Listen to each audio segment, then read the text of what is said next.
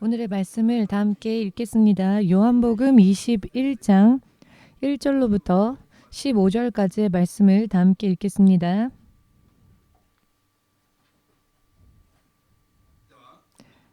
소리내어 읽겠습니다. 그 후에 예수께서 디베랴 바다에서 또 제자들에게 자기를 나타내셨으니 나타내신 일이 이러하니라. 시몬 베드로와 디두모라는 도마와 갈릴리 가나 사람 나다나엘과 세베대의 아들들과 또 다른 제자들이 함께 있더니 시몬 베드로가 나는 물고기 잡으러 가노라 하매 저희가 우리도 함께 가겠다 하고 나가서 배에 올랐으나 이 밤에 아무것도 잡지 못하였더니 날이 새어갈 때에 예수께서 바닷가에 서셨으나 제자들이 예수신 줄 알지 못하는지라. 예수께서 이르시되 얘들아 너희에게 고기가 있느냐 대답하되 없나이다. 가라사대 그물을 배 오른편에 던지라 그리하면 얻으리라 하신대 이에 던졌더니 고기가 많아 그물을 들 수 없더라. 예수의 사랑하시는 그 제자가 베드로에게 이르되 주시라 하니 시몬 베드로가 벗고 있다가 주라 하는 말을 듣고 겉옷을 두른 후에 바다로 뛰어내리더라.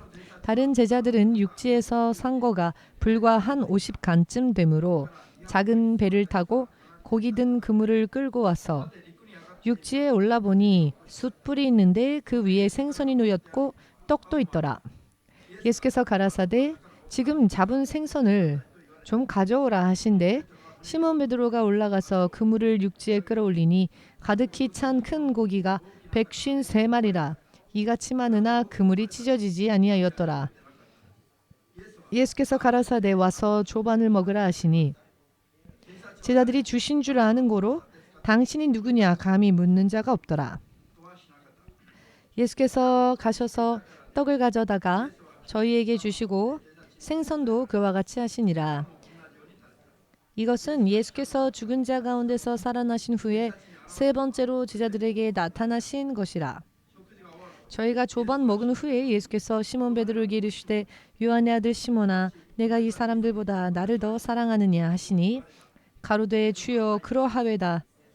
내가 주를 사랑하는 줄 주께서 아시나이다. 가라사대 내 어린 양을 먹이라 하시고. 아멘. 기도하겠습니다. 주 되신 하나님, 예수께서 십자가 위에서 죽으시고 약속대로 3일 후 그 무덤의 권세를 이기시고 부활하셨으며 온 인류가 지옥으로 갈 수밖에 없었던 죄로부터 구원의 내심을 받을 수 있게 되었으며 바로 주가 구세주이심을 믿는 이들이 이 자리에 모여왔습니다. 우리들의 믿음이 실로 주의 통치 계획에 합당한 것이 될 수 있게 하시옵고 주께서 열어주신 죽어도 사는 부활하여 영원히 사는 하나님 나라에 합당한 이들이 될 수 있도록 이 시간도 이 예배를 통하여서 주의 성령과의 교제가 이루어질 수 있도록 또한 믿음이 온전해지고 약속되어진 모든 생명과 축복을 낱낱이 고스란히 받는 신앙의 성장이 이루어질 수 있도록 도와주시옵소서. 예수 그리스도 이름으로 기도합니다. 아멘.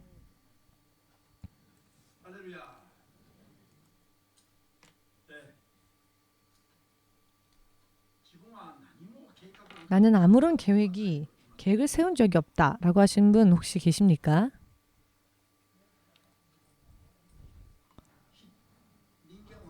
사람은 천지 만물 속에서 사람만은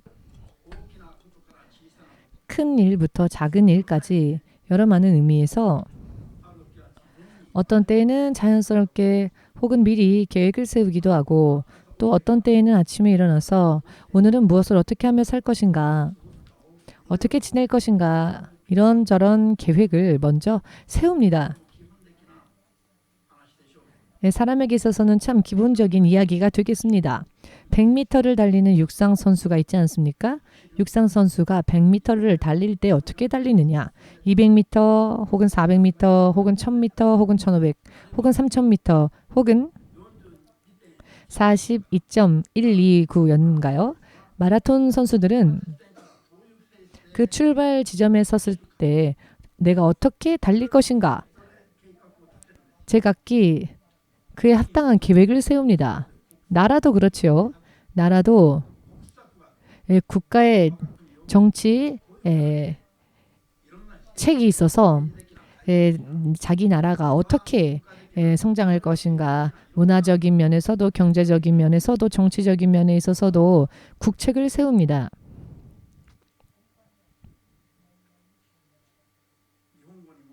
일본말에도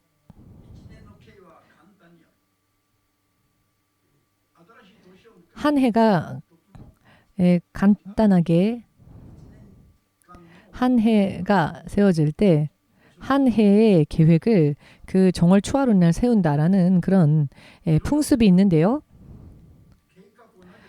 왜 계획을 세우는가? 목표 지점에 이르렀을 때 실패자가 되고 싶지 않기 때문에 그렇죠. 모두가 모든 분야에 있어서 승리를 얻고자 원하기 때문에 그만큼 자신의 소망을 함께 품고 여러 많은 계획을 세우는데 이것은 맞는 이야기입니다. 크리스찬이라고 하면은 예수께서 그리스도 구원주이심을 믿는 사람들을 말하죠. 그리고 언제나 그 예수님을 따라가기 위하여 결심하고 또 신앙 고백을 하여 실제로 그와 같이 사는 사람들을 우리는 크리스찬이라고 부릅니다.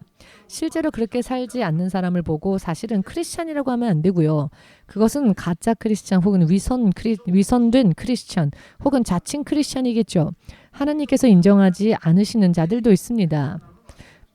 하나님의 뜻을 따르지도 않으면서 내가 크리스찬이다 라고 말하는 것은 위선적이며 자칭에 불과하며 하나님께서 인정하지 않으신다는 것이죠. 우리들의 주 예수 그리스도께서 바로 구원주이십니다. 십자가에 못 박히셨던 예수님은 구원주가 되시기 위하여 그 과정의 길을 걸어가시던 중이죠. 아직 구원의 완성이 이루어지지 않은 상태였습니다. 그러나 여러분 12억의 신자들을 이끌고 있는 카톨릭에서는 예수님을 십자가에 달리신 예수님만을 상징적으로 내세우지요. 그러나 십자가 위에 예수님은 아직 부활의 예수, 구원의 예수가 아니시지요. 당신께서 온 인류의 죄를 담당하시고 그 죄로 인한 고통을 느끼실 때였습니다. 구원주의 이름으로서 아직 그 예수 이름을 우리 사람들에게 주시지 않은 때입니다. 마태복음 17장을 보시면 변형산에서 너희는 이에게 들으라. 바로 예수가 그리스도가 되는 새로운 시대가 열린다는 것에 대한 약속이 주어집니다. 그렇지만 그 후에 예수께서 제자들에게 이런 말씀을 하시죠. 너희가 본 것을 그 어느 누구에게도 말하지 말라. 라고 입을 다물게 하십니다. 아직 내 때가 오지 않았느니라 라고 말씀하십니다. 예수께서 온전한 구세주가 온전한 모든 일을 다 이루셨을 때 비로소 예수님께서 구세주가 되시는 것이고 또 그 예수님께 듣고 예수님을 따라야 하는 것입니다. 아멘 되십니까? 내가 죽은 자 가운데서 다시 살아나기 전까지는 지금 너희가 본 것을 그 어느 누구에게도 말하지 말라라고 제자들에게 경고하십니다. 십자가에 계셨던 예수님 그리고 무덤 속에 묻히셨던 예수님은 구세주가 되시기 위하여서 아직 그 과정을 거쳐가고 계시는 중이었지요.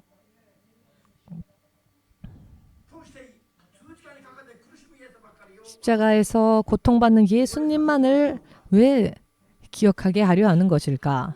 구원주에 대한 믿음이 거기까지 가기 전에 떨어뜨리게 만들기 위한 사탄의 계략이라는 것을 믿으신다면 아멘으로 주님께 영광을 돌리시기 바랍니다. 어찌하여 십자가를 걸어둡니까? 그것은 죄 사함을 위하여 내 죄의 사함을 위하여 예수께서 이렇게 고통스러운 형벌을 받으셨다라는 것을 늘 기억하고 늘 상기시키게 하기 위함이지요. 늘 기억해야 하고 죄에 대한 각성을 늘 가질 수 있도록 죄인에게 죄에 대한 각성을 불러일으키기 위한 상징에 불과합니다. 십자가는. 아멘 되십니까?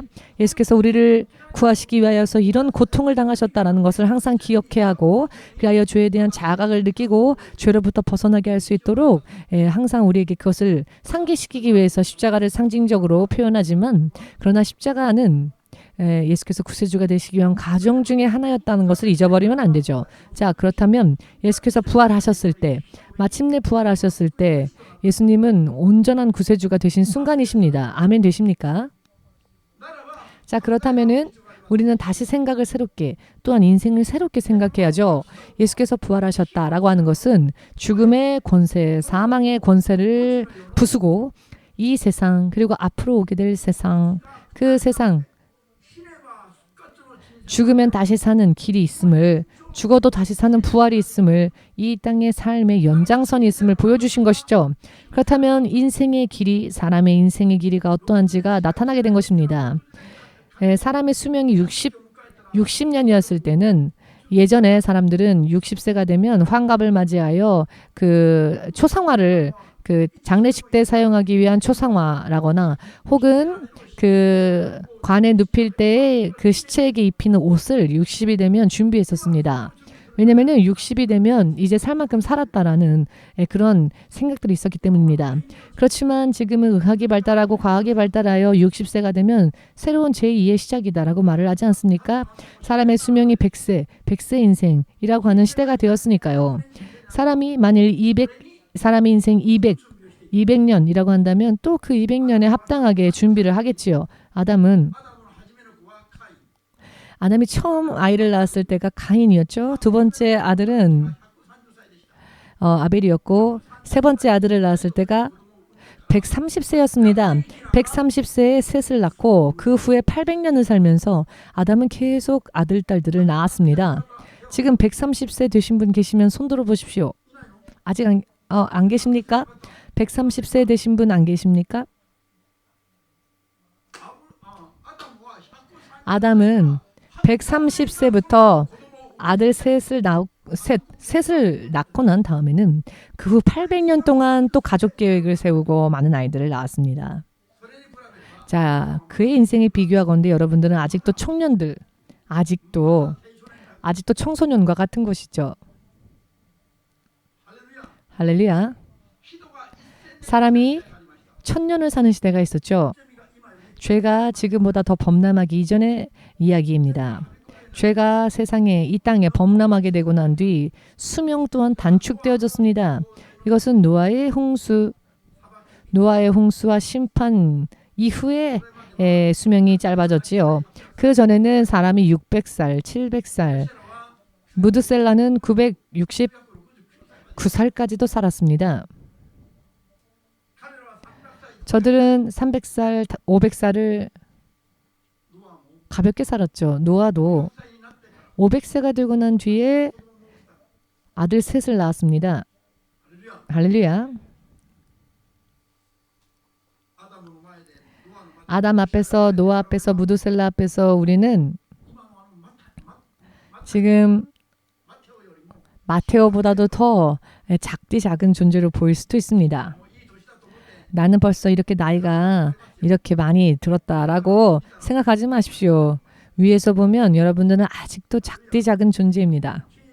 인생의 길이에 있어서 계획이 바뀌고 삶의 방식이 달라지지요. 또한 달라져야 합니다. 당연하지 않겠습니까? 아멘 되십니까? 예수께서 부활하심으로 사람의 인생의 길이가 확정되어졌습니다. 믿고 구원받으면 영원히 하나님 나라에서 사는 인생이 시작되어집니다. 또한 그 인생에는 끝이 없다 하셨습니다. 만년 후가 아니라 1억 만년도 아닌 1억 만년 곱하기 1억 만년이 지나도 끝이 오지 않는 언제까지나 끝이 오지 않는 것을 보고 우리는 영원이라고 하는데요. 사람이 한 번 죽고 다시 받게 될 부활의 육신은 영적인 몸입니다. 뼈와 살이 있지만 썩지 않는 몸이며 시간의 흐름이 없는 세상에서 무한히 사는 육체입니다. 예수께서 부활하시고 난 뒤 우리들에게 열려진 길이 바로 이 길입니다.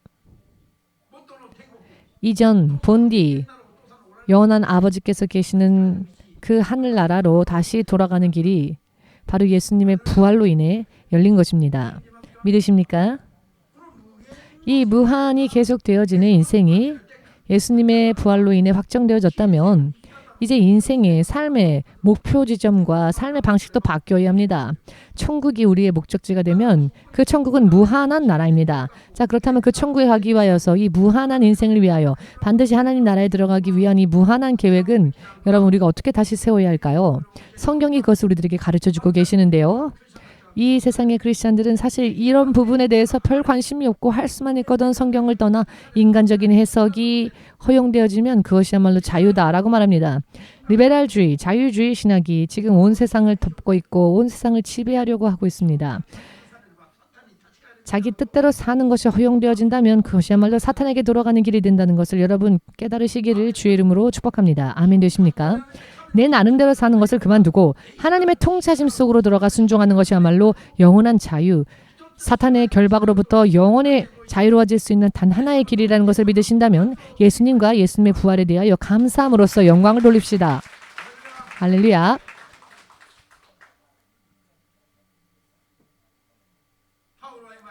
사도 바울은 이렇게 말했습니다. 할 수만 있거든 나는 하나님 나라로 가서 주와 함께 있고 싶다.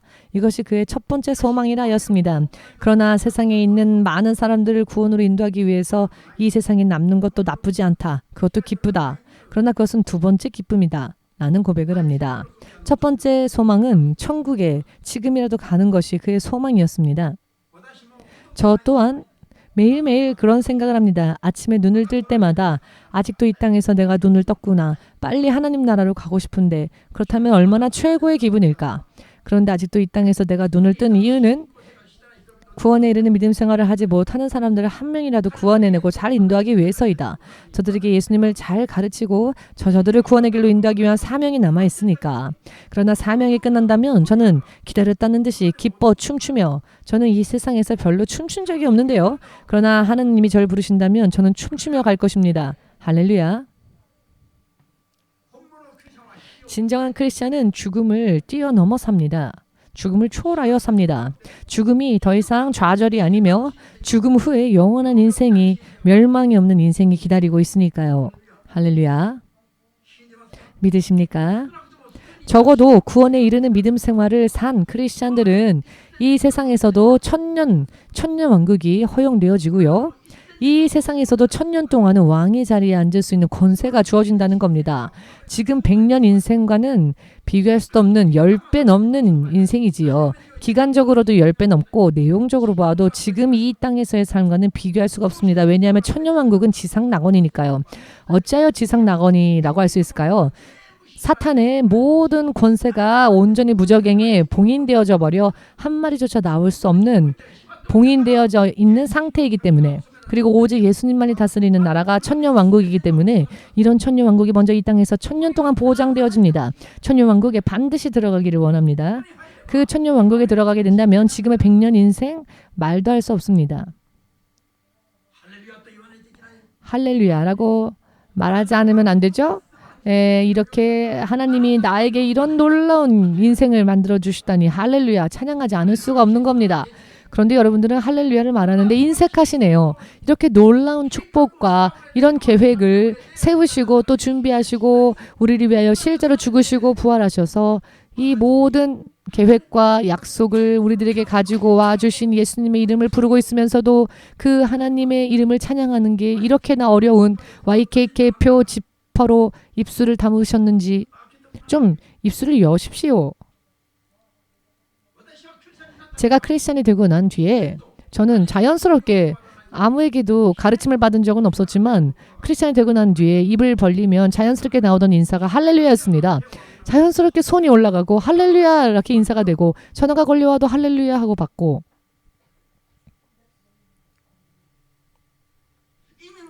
의미도 잘 모르면서도 예수님을 믿고 난 뒤부터는 제 입술에서 저절로 할렐루야라고 인사가 나오게 되었습니다. 나중에 되어 곰곰이 생각해 보니 그것은 성령께서 저에게 감동을 주셨고 저를 감동시키셨기 때문이라는 것을 알게 되었습니다.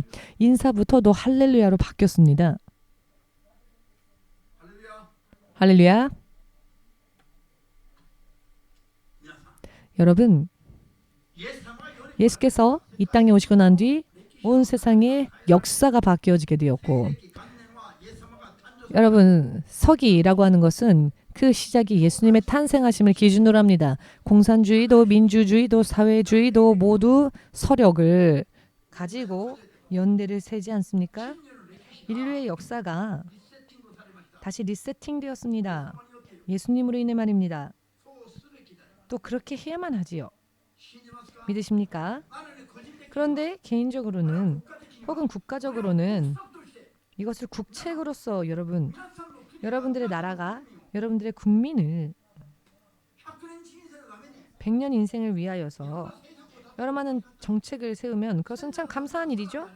1000년을 위해 세운다면 더 감사하죠. 영혼을 위하여서 준비하는 나라가 있다면 감사하죠. 그런데 왜 그런 나라가 있음을 왜 모르십니까? 왜 그것에 대해서 관심이 없습니까? 정보가 없어서 그렇죠. 부활하신 예수님에 대한 정보가 너무나도 없어서 그렇습니다. 정보가 없으니 믿지를 않습니다.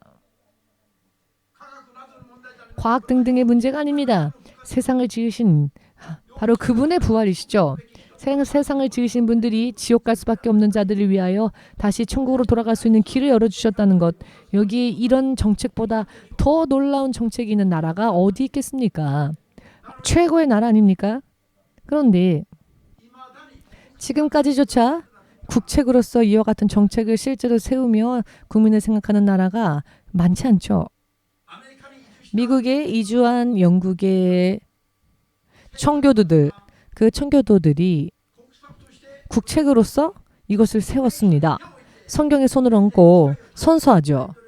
대통령을 뽑을 때에도 대통령이 취임할 때 먼저 성경에 손을 얹고 선서를 합니다. 그런데 어느샌가 그런 풍습이 사라지고 케네디 때부터 이런 제도가 폐지되어지고 그래 했더니 그 후에 미국은 굉장히 영적으로 흐트러지게 되었고 건달이 많은 나라도 미국이고 범죄가 상상을 초월하는 강력 범죄가 일어나는 나라도 미국입니다. 대부분이 크리스찬이었던 미국이 지금은 대부분이 이 세상과 양다리를 걸치고 있습니다. 진정한 크리스찬들이 그다지 많지 않게 되어버렸습니다. 세계에 있어서 가장 강력하며 좋은 영향을 끼쳤던 미국이 지금은 나쁜 영향도 같이 끼치고 있습니다. 이것은 하나님을 향한 믿음이 흐트러졌기 때문에 국가의 정책이 흐트러지면서 미국을 뒤덮는 저주의 물결이 지금 휩쓸고 있기 때문입니다. 온 세상에 있어서 진정으로 나라의 국가 정책으로서 한 나라를 그리스도의 말씀으로 다스렸던 나라는 그다지 많지 않았습니다. 그런데 가장 중요했던 이 부분들이 어찌하여 가볍게 되어지고 제도로서 이와 같은 일들이 도입되어지지 않는 것일까?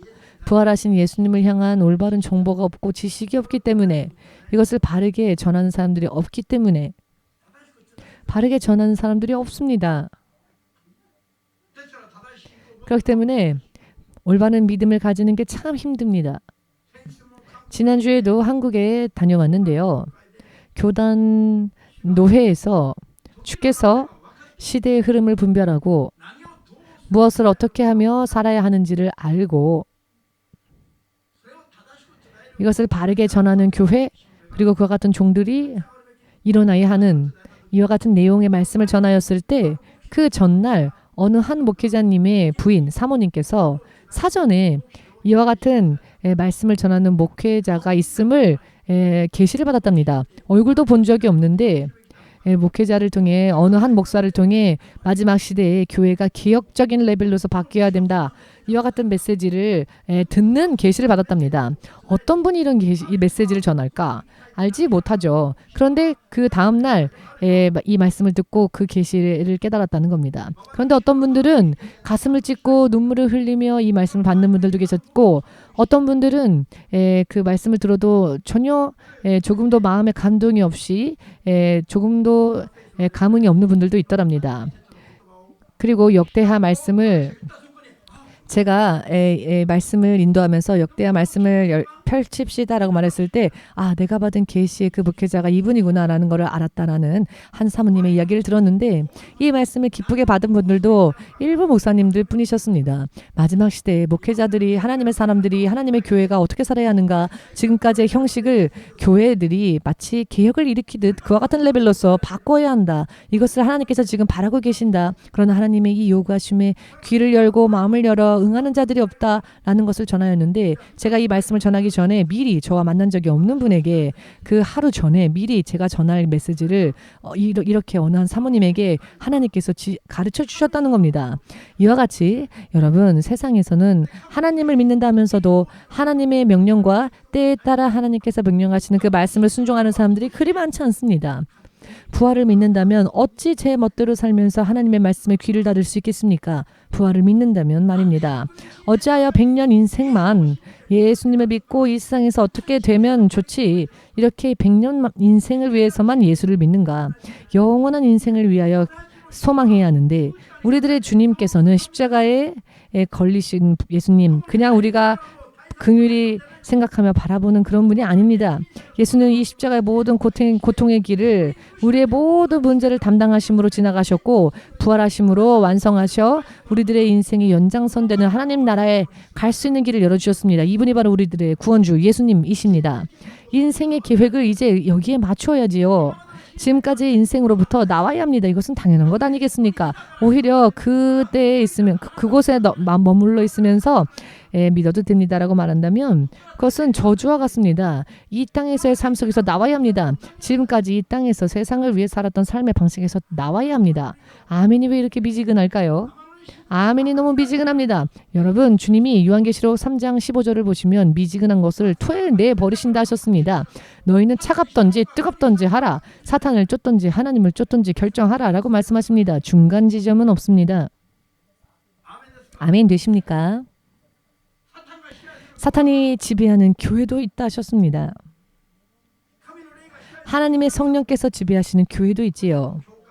개인도 그렇고 교회도 그렇고 나라도 그렇고 마찬가지입니다. 우리는 확실하게 해야 합니다. 오늘의 제자들을 보십시오. 부활주 예수님을 만났음에도 불구하고, 보았음에도 불구하고, 그 부활하신 예수님을 2번이나 만났고, 오늘 본문 말씀 보시면 제자들이 부활하신 예수님을 만난 것이 이번이 3번째라고 하셨는데, 예수님을 만났음에도 불구하고 제자들이 지금 어디에 있습니까? 예수님을 만나기 이전의 삶의 터전으로 돌아가지요. 어부의 삶으로 돌아가 있습니다. 어떤 이는 어부였고, 어떤 이는 고리대금업자였고, 어떤 이들은 세리였고, 자, 그런 예전에 예수님을 만나기 이전의 직업으로 다들 돌아가 버렸죠. 예수님을 믿노라 하면서도 이 세상에 흥미를 가지고 있고, 예수를 믿는다 하면서도 세상에서의 성공에만 흥미가 있는 사람들은 오늘의 이 말씀을 어떻게 인용하냐면 153마리의 물고기의 축복을 받았다라는 것만 이것을 이야기합니다. 축복받은 것에 대해서만 초점을 맞춥니다. 그러나 여러분, 153마리의 생선을 잡게 하신 예수님은 저들에게 계속 그 일을, 그러니까 너희는 계속 생선을 잡아라. 계속 생선을 153마리씩 잡을 수 있도록 하셨습니까? 아니면 그 일에서 나오라고 하셨습니까? 나오라고 하십니다. 그렇다면 왜 예수님은 153마리나 잡히게 하셨을까요? 그것은 바로 주님이 이 세상에 지으신 주라는 것을 인식시키지 않으면 사람들이 따라오지를 않으니까, 이분이 이렇게 하실 수 있는 권세 있는 분, 기적을 일으키시는 분, 기적을 보지 않으면 믿으려고 좀처럼 믿으려 하지 않는 사악한 세대들이니, 기적을 보지 않으면 믿으려고 좀처럼 하지 않으니 저들에게 예수께서 바로 주님이시라는 것을 인식하시기 위한 것이었죠. 가나안 혼인잔치에서 물을 포도주로 바꾸신 이유도 바로 저들로 하여금 예수께서 주님이라는 것을 믿게 하시기 위함이었다라고 설명되어져 있습니다. 기적을 보지 않아도 사실은 믿어야 합니다. 그러나 기적을 보지 않으면은 좀처럼 믿으려 하지 않으니까 주님께서 기적을 보여주시는 것이죠. 기적을 보고서라도 믿는 자가 되라. 그러나 기적을 보지 않고 믿는 자는 더 복되죠. 기적을 보고 나서 믿으려고 하는 사람은 그만큼 늦어집니다. 자, 본문 말씀, 오늘의 본문 말씀 그 전의 말씀들을 읽어보시면은 도마는 다른 제자들보다 열흘 뒤늦게 부활주 예수님을 만납니다. 그때 예수께서는 도마에게 이르시기를 너의 손을 내 옆구리와 내 손에 못자국에 넣어보고 만져보라. 그리고 너는 믿는 자가 되어라. 라고 말씀하십니다. 그래야 했더니 도마가 그 못자국과 옆구리의 창자국을 확인하고 나서야 오 나의 주라고 외칩니다. 그래야 했더니 예수께서 말씀하시길 너는 보았기에 믿느냐 보지 않고 믿는 자가 되어라. 도마는 믿게 되었습니다. 부활하신 예수님을 만나고 그러나 그는 보고 난 후에 믿었기 때문에 다른 제자들보다 열흘이나 늦어졌습니다. 보고 난 다음에 믿는 자, 보고 나서 믿으려고 하는 자는 그만큼 늦어질 뿐입니다. 부활을 우리가 믿건 안 믿건 보건 안 보건 예수님은 부활하셨으니까요. 도마가 믿건 안 믿건 주님은 부활하셨고 이미 다른 자들을 만나셨습니다. 의심하는 자는 그만큼 손해보고 의심하는 자는 그만큼 탈락하며 의심하는 자는 그만큼 늦어질 뿐입니다. 의심하는 자가 있기 때문에 예수께서 다시 예전으로 돌아가시겠습니까? 그럴 일은 없습니다. 할렐루야. 여러분, 제자들이 그 베드로에게 예수께서 오늘 무엇이라 말씀하십니까? 시몬 베드로. 자, 이 이름은 반석이란 뜻이죠. 자, 너는 반석이란 이름을 너에게 주겠다. 나는 이 반석 위에 교회를 세우겠다.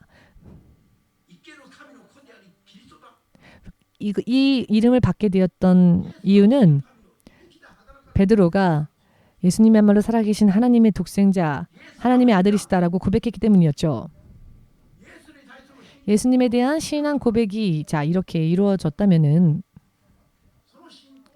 그 믿음을 반석, 즉 베드로죠. 반석. 그 믿음을 토대로 삼으셔서 세상이 이길 수 없는 교회를 세우리라 약속을 하셨는데요. 그러나 이것을 위하여 그와 같은 믿음에 서서 그와 같은 제자가 되게 하시기 위하여 시몬 베드로라는 이름을 주셨는데 오늘의 베드로를 보면 부활을 보고 예수님을 만나고 났음에도 불구하고 다시 예전 예수님을 만나기 이전에 자기의 생업으로 세상으로 돌아가 있었습니다. 그랬더니 예수께서 오늘 그 베드로를 어떻게 부르십니까? 시몬 베드로라 부르지 않으시고 요한의 아들 시몬아라고 부르셨습니다. 예수님을 만나기 이전에 한번 태어났으나 자신을 육신으로 낳아준 그 아버지의 아들의 이름으로 하나님께서 부르셨습니다. 예수께서 즉 저의 믿음을 반석이라 인정하지 않으신다는 것입니다. 부활을 본 자들은 어떻게 해야 합니까? 과거로 돌아가서는 안 됩니다. 과거에서 예전 생활에서 빠져나와 어떻게 살아야 하느냐? 이 세상보다도 예수님을 사랑하는 믿음이 되어야 합니다.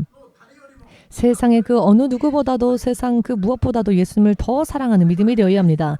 그리고 난 뒤에 예수께서 그 사람을 구원하시기 위하여서 죽기까지 하신 예수께서 부활하여 구세주가 되셨다는 것.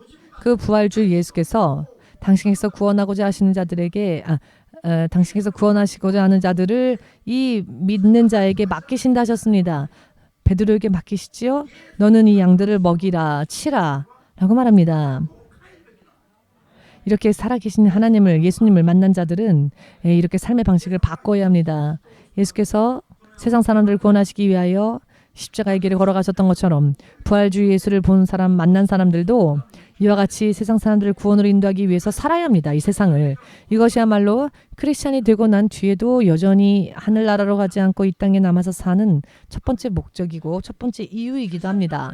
크리스찬이 되었음에도 불구하고 크리스찬이 됐으면은 왜 계속 천국으로 바로 들어가시면 되는데 천국으로 들어가지 않으시고 세상에 남기시는가?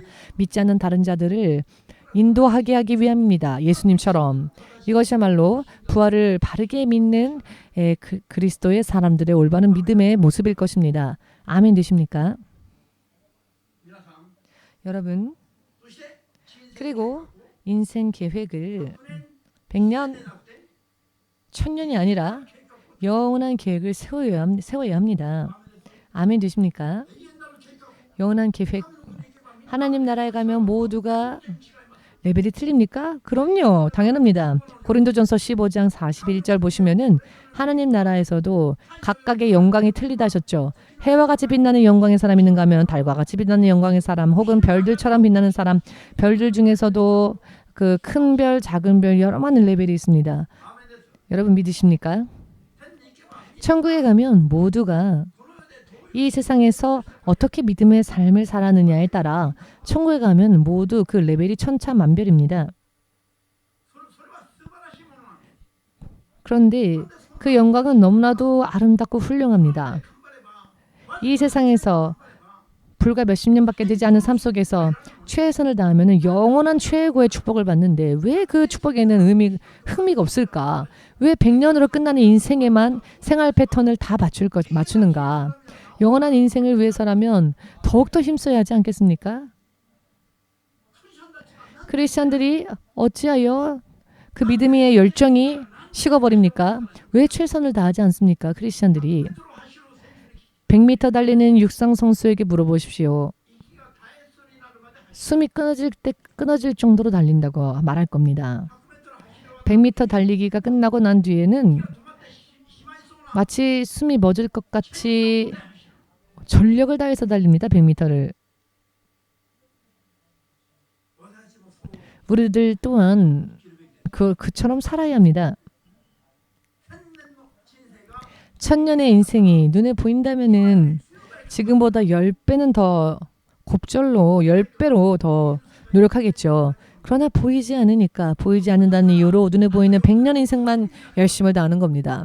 앞으로 60년 더 살려고 이것은 눈으로 보고 감각적으로 알 수 있으니까. 그러나 천년왕국이 이 땅에 있음에 대해서는 크리스천들이 별로 믿지를 않고 그냥 막연하게만 생각합니다.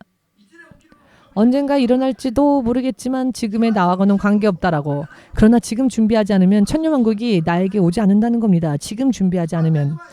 구원받은 자들이 천년왕국을 즐기며 누릴 때 구원 이르지 못한 자들은 불 속으로 가게 되니까요. 아멘 되십니까? 그때가 안 온다고들 생각하는 것 같습니다. 여러분 성경이 전하는 세상의 마지막은 지금 이미 왔습니다. 마지막이. 믿으시는 자들은 복된 자들이 될 것입니다. 믿고 준비하는 자들은 복된 자들이 될 것입니다. 그러나 이것을 믿지 않는 자들은 재앙이 있을 겁니다. 우리들 시대에 이런 일들이 일어날 가능성이 정말 거의 100%에 가깝다고 생각합니다. 제가 아직 얼굴을 본 적도 없는 사람들이 사전에 제가 전하게 될 메시지를 게시받는 이런 간증들이 일어나지 않습니까? 지난주 월요일 날. 제가 만난 적도 없는 어느 한 목사님의 사모님께서 제가 전한 메시지를 그 전날에 미리 하나님으로부터 받은 그런 간증. 그래서 이분이 제가 성경 말씀을 낭독할 때 깜짝 놀랐답니다. 아니 우리 교단에 이런 목사님이 계시다니. 이런 설교를 하는 목사님은 없다고 생각했는데. 그러나 역대하 12장 32절을 펼치며 그 말씀을 읽는 순간 깜짝 놀랐답니다. 자, 그렇다면은 이 사인을 보고 우리가 뭘 알 수 있을까요? 개인적으로 제가 전하는 말이었을까요? 하나님께서 주신 말씀이었을까요? 듣는 자에게도 전하는 자에게도 이것이 하나님으로부터 온 말씀이라는 것을 확인케 하시기 위하여서 얼굴도 본 적 없는 사람에게 미리 이렇게 표적을 보여주신 겁니다. 여러분 이 의미를 이해하시겠습니까? 지금 이런 시대를 우리가 맞이하고 살고 있습니다. 교회가 기격 레벨로 이랬다면 아니다. 이래야 한다. 이렇게 완전히 뒤집혀야 할 이런 새롭게 교회를 세워야 할 새로운 시대가 열렸습니다. 여러분 안전히 부활주 예수님을 따라 살고자 원하신다면 아멘으로 주님께 영광을 돌리시기 바랍니다. 식목사님을 따라가는 것이 아니라 주의 성령의 통치하심을 따라서 하나님 나라까지 온전히 들어가 그 나라의 구원을 온전히 얻고자 마음에 결심하시고 흔들림 없이 무지함에서 벗어나 믿음으로 확신으로 앞으로의 인생을 100년 인생, 1000년 인생이 아니라 영원한 인생을 위하여서 이것을 준비하고 또 이 일에 틀림이 없도록 노력해야 할 것입니다. 정말로 믿음으로 마음으로부터 아멘할 수 있으십니까? 그렇다면 우리의 삶의 방식을 바꿔야 하지 않겠습니까? 이 세상에 우리의 시선을 두어서는 안 됩니다. 하나님 나라에 우리의 시선을 영원히 두고 그 나라를 향해 달려야 합니다. 아멘 되십니까? 뒤를 돌아보는 자는 손에 쟁기를 쥔 채 뒤를 돌아보는 자는 하나님 나라에 합당치 않다 하셨습니다. 탈락되는 자입니다. 우리들의 육신은 하나님께서 지으신 것이죠. 참 복되게도 우리들의 뒤에는 눈이 없습니다. 뒤통수에 눈이 달려있다 하시는 분 손 들어 보십시오. 가끔씩 선글라스를 뒤로 끼시는 분들도 계시기는 하던데 뒤에 눈을 가지고 싶어서 그런 건지 농담입니다만은 왜 우리들 사람의 뒤통수엔 눈이 없을까요? 왜 앞에만 눈이 있을까요? 더더군다나 왜 눈은 두 개나 있을까요? 두 개가 증인이 되기 때문에 구약시대 때에는 반드시 둘, 셋의 증인이 있어야만 그 말들을 채택했습니다. 한 명은 얼마든지 거짓을 말할 수도 있고 할 수 있으니까요.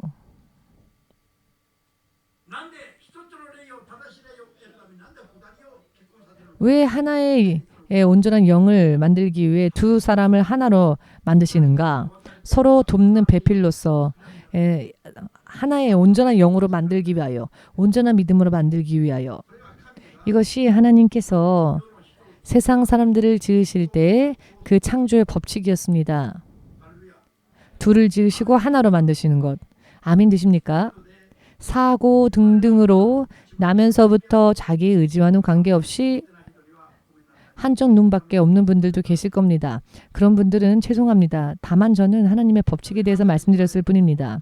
죄 속에서 태어나는 사람은 조상의 죄의 영향으로 그 눈이 하나밖에 없는 채로 태어나는 분도 계시고 눈이 세 개가 있는 채로 태어나는 분들도 계시지만 결과적으로 이것은 그 법칙에서 벗어난 결과이지요. 하나님은 본디 눈을 두 개 만드셨는데 사람도 둘을 만드시고 하나로 이루시지요. 이것이 하나님의 창조의 법칙입니다. 두 눈을 가지고 태어났다면 온전한 길을 찾을 수 있다는 의미이기도 합니다. 한쪽 눈이 잘못됐다면 한쪽 눈으로라도 봐야 합니다. 할렐루야. 여러분, 예수님의 부활은 역사적인 사건이었으며 사실입니다. 부활주를 믿노라면서도 크리스찬들이 부활하고 가게 될 영원한 나라를 생각하면서 자신의 육신의 인생을 계획을 세우는 자들이 그다지 많지가 않습니다. 교회 안에서도요. 지난주 수요일이네요.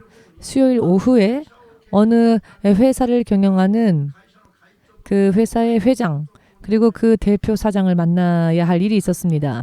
김종숙 권사님의 그 일 관련 문제 때문에 김종숙 권사님이 신 목사님이 일본에서 오셔서 신 목사님 만나야 한다 하니까 이분들이 나도 만나고 싶다 하여서 김종숙 권사님을 통하여서 그 지금 조금 곤란한 회사의 회장과 대표 사장 지금까지는 안정되었었는데 지금 굉장히 곤란해져서 수십억의 돈이 필요한 상황이라고 합니다. 그래서 김종수 권사님에게 빌려달라고 투자해달라고 그 회사의 회장과 대표 사장 둘이 저와 김 권사님이 만나고 있는 장소에 나중에 나타났습니다.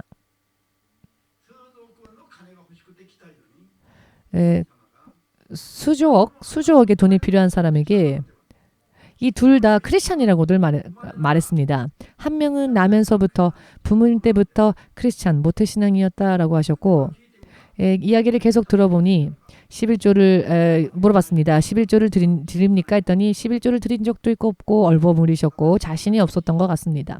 믿음의 올바른 믿음의 행위에 대해서는 자신이 없었던 것 같았습니다. 그래서 제가 올바른 진정한 진짜 크리스찬 하나님 나라를 우선으로 그 나라와 그의 의를 우선으로 구하여 사는 진짜 크리스찬이 되면 세상에서 필요한 것은 하나님께서 알아서 맞춰주십니다. 그런데 어찌 수십 년을 믿었음에도 불구하고 회사가 지금 이렇게 나쁘고 힘든 상황을 맞이했습니까? 그것은 하나님과의 관계가 무언가 문제가 생겼다는 겁니다. 이 문제를 해결하면 수십억의 돈 문제는 하나님께서 해결해 주실 수 있다라는 말씀 전했습니다. 먼저 하나님과 나 사이에 어떤 문제가 있었는지에 대해 그 문제를 찾아내어 회개하지 않는 한 주님께서 절대로 도우실 수 없을 겁니다. 라고 이야기를 했습니다.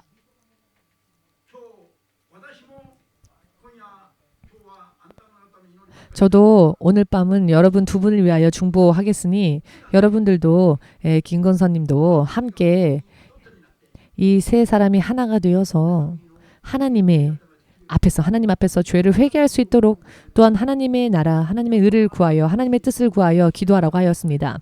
하나님의 뜻이라면 투자해주지 않아도 감사. 또한 회개하여 하나님과의 관계를 개선하는 게 먼저이기 때문에 어찌되었건 감사. 그리고 오늘은 이 건에 대하여서 기도합시다. 이렇게 저도 이것만 기도하겠습니다. 라고 말했습니다. 하나님으로부터 응답받고 난 다음에 행동합시다. 라는 이야기를 말했습니다. 왜냐하면 주님께서 돈 문제가 아니라고 하셨기 때문에 먼저 하나님과의 관계를 회복해야 한다고. 하나님과의 관계가 회복되어지면 회사가 나빠질 리가 없습니다. 예수님은 부활하시지 않으셨습니까? 그 나라와 그 의를 우선적으로 구하면 예수님은 그 이외의 나머지 것을 우리가 구하지 않아도 채워주신다 하셨습니다. 이분들이 저희와 헤어지고 난 뒤에 바로 소개받은 사람을 통해서 김 권사님에게 전화가 걸려왔는데 목사님 사모님이 무슨 말을 했는지 기도하라고 하지 않았느냐. 근데 그렇게 하지는 않고 또 이쪽의 분위기가 어떤지 살피기 위해서 전화가 걸려왔답니다. 지금 무슨 이야기인지 되셨습니까? 오늘은 기도하여 하나님 뜻이 어디 있는지를 구합시다. 죄가 있다면 회개합시다. 그리고 그 다음날 아침이 되면 결정을 합시다. 하나님께서 분명히 가르쳐 주실 겁니다. 라고 말했는데 헤어지고 1시간도 지나지 않았는데 이쪽을 살피려고 전화를 걸어온 겁니다. 목사님이 또 어떤 말을 했는지를 알고 싶어서 살피기 위해서 제가 기도하자고 말한 그 말은 듣지 않고 이쪽이 어떠한지 동태를 살피기 위해서 전화가 걸려온 겁니다. 그날 밤 늦게까지 기도를 하고 있었을 때 주님께서 보여주셨는데 주의 이름을 더럽히는 일이다. 절대로 투자해서는 안 된다. 돈을 원하여 온 자에게 돈보다 믿음이 먼저다. 라고 말하였더니 그 말에는 흥미가 없는 겁니다. 목사님이 어떤 말을 했는지 돈을 빌려줄 것 같은지 해야 할 일에 대해서는 하려 하지 않고 오직 관심은 돈을 투자받는 그 일에게만 있는 겁니다. 그래서 기도할 때 저와 사모님에게 하나님께서 둘 다 말씀을 감동을 주셨습니다. 만일 김 권사가 이 회사에 투자를 하게 된다면 돈 때문에 김 권사님이 힘들어지며 결박당할 것이다 라고. 사모님은 그렇게 받았고 저는 이것은 주의 이름을 더럽히는 일이다 라고. 제가 이게 영어로는 어떻게 이것이 성경에 말씀되어 있을까? 하나님께서 전혀 저들을 상대하려 하지 않으신다는 것을 느꼈습니다. 돈이 필요하다면 먼저 하나님과의 관계를 회복해야 합니다. 아멘 되십니까? 이 세상에서 승리하고자 원한다면은 부활주 예수님을 향한 믿음을 바르게 세워야 합니다. 그리하면 이 세상적인 것은 나중에 쫓아오는 것입니다. 부수적으로. 아멘 되십니까? 축복에만 관심이 오직 있고 그 축복을 주시는 하나님과의 관계에 대해서는 전혀 생각하지 않습니다. 이것이 오늘날의 크리스천들의 믿음의 모양 아니겠습니까? 아멘 되십니까?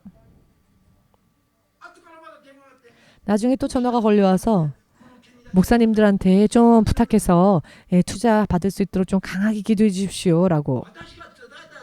제가 전한 대로 했다면 강하게 기도하지 않아도 주님께서 사람의 마음을 역사해 주셨겠지요. 해야 할 것은 하지 않고 오직 목사님만 축복을 위해서 강하게 기도해 주면 좋겠다라고만 생각하는 겁니다. 자신들이 해야 할 일에 대해서는 하지 않고.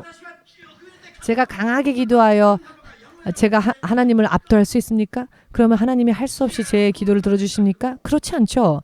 물론 강하게 기도해야 하지만 신실하게 기도해야 합니다.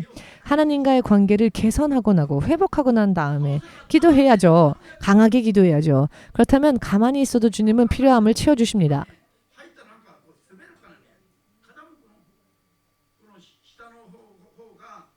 제가요 구두를 신고 있었는데 구두 밑창이 조금 이게 구두 밑창이 많이 닳아서 구두 밑창이 자꾸 미끄러지는 겁니다. 그래서 버리기도 뭐하고 어떡하지? 라는 생각만 해도요. 이번에 한국에 갔더니 김성주 목사님이 목사님 우리 딸도 저도 신 목사님한테 구두를 사주라는 하나님의 감독을 받았습니다. 라고 말하는 게 아닙니까? 저는 구두 주세요라고 하지 않았습니다. 아, 이 구두 밑창이 닳아서 불편하네. 이걸 버릴까 말까 생각만 했을 뿐인데 절대로 달라고 기도도 안 했습니다. 이 구두를 어떻게 해야 하나? 제가 구두 사달라고 기도할 것 같으면은 글쎄요. 구두 밑창에 달아서 아이고 이거 어떡할까라고만 생각했을 뿐인데 김성주 목사님과 딸이 신 목사님 구두 사주라고 하나님께서 감동을 주셨기 때문에 하나님의 마음이니까 여러분 목사님 그냥 받으십시오. 하나님의 뜻이니까요. 그냥 아멘 하십시오 해서 제가 하나님 뜻이라면 아멘이라고 사실은 이렇게 목사님의 신발을 사드리라는 감동을 하나님 주셨습니다. 라고 김성주 목사님도 그 딸 민지도 그렇게 말을 하는 겁니다. 저는 백화점에 가서 신발을 산 적이 없습니다. 목사님이 되고 난 다음에. 근데 롯데백화점까지 끌고 가서는 구두를 사준다는 겁니다.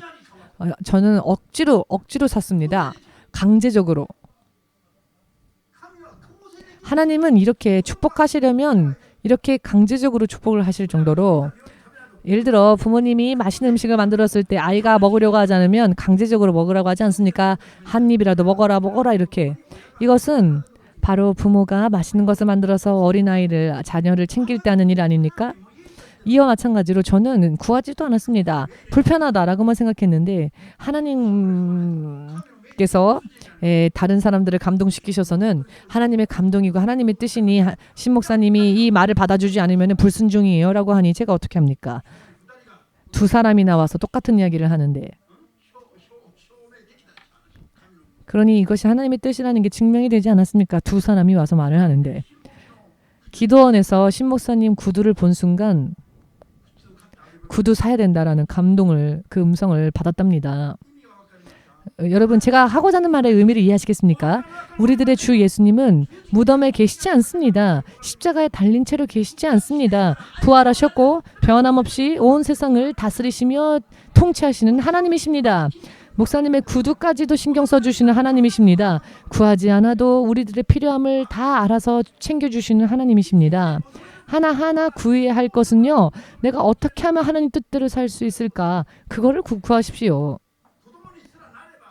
우리가 하나님의 온전한 자녀가 되면 우리의 삶은 보증되어집니다. 하나님으로 인해. 구하지 않은 것까지. 구하지 않아도 구한 것 이상의 구하지도 않았는데 더 나은 것으로 채워주십니다. 어찌 이런 아름다운 하나님과의 교제를 이런 놀랍고도 멋진 하나님과의 교제에 대해서 마음에 그것을 두지 않습니까? 믿음이 없던지 혹은 하나님의 약속을 모르던지 혹은 하나님의 약속을 신뢰하지 않던지 이겠지요. 아멘 되십니까?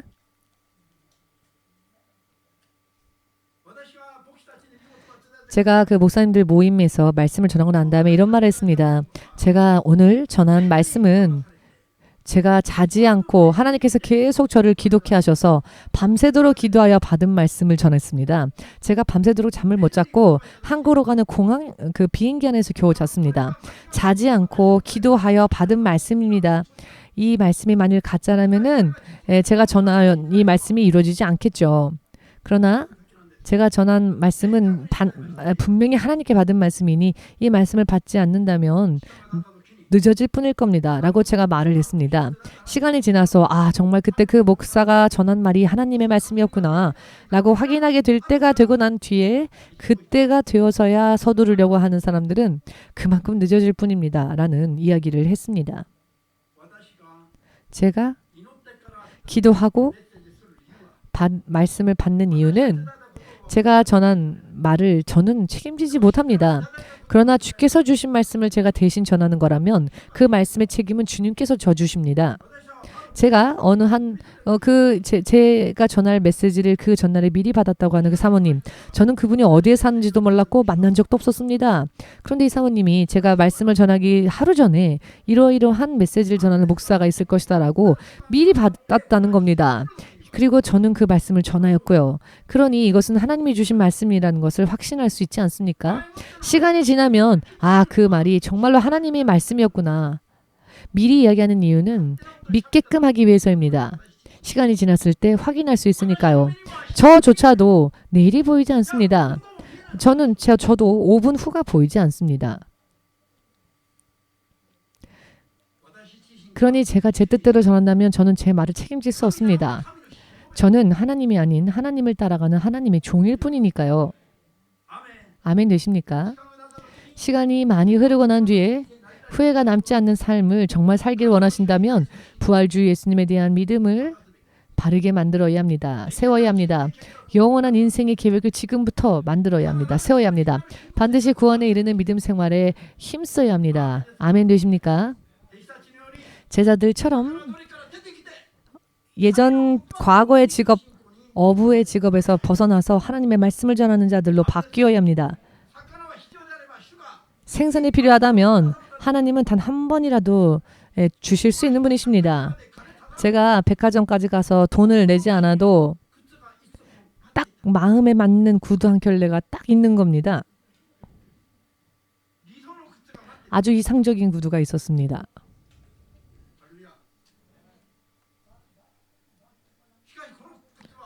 그렇지만 이 구두는 제가 산 구두 중에서 가장 비싼 구두였습니다. 그런데 사실 제 구두긴 하지만 한 푼도 내지 않았죠. 강제적으로 하나님의 명령이니까 따라가십시오. 순종하셔야 합니다. 라고 말을 하니 아멘입니까? 라고 하니 아니 뭔가 대단한 일이 있는 건가? 라고 하여 왜 그러십니까? 했더니 구두를 사주라고 하나님께서 말씀하셨으니까 순종하셔야 합니다. 내가 구두 사주면 받아야 합니다. 라고.